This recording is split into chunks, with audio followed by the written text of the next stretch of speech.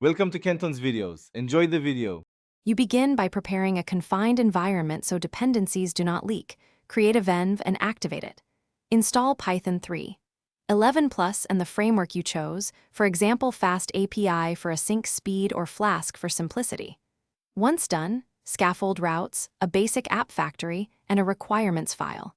Make sure to initialize Git now and commit your working scaffold. This saves time and gives you a rollback point. You will iterate from this reproducible baseline. You now implement the core.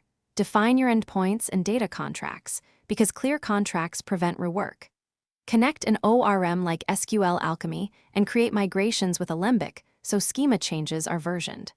Once data is reliable, add caching with Redis and background processing via Celery or RQ to keep requests fast. Make sure to add authentication using JWT or OAuth2 and centralize config. Then write tests that exercise main flows. You finalize by containerizing the app and wiring up continuous integration so builds are repeatable. Push images to a registry and deploy with health checks. Once live, add structured logging, metrics, and alerts so you know when performance slips. Run load tests and configure graceful shutdowns to avoid losing requests.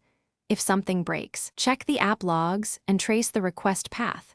Correlate request ID across services to isolate the failing component quickly, then roll back if needed.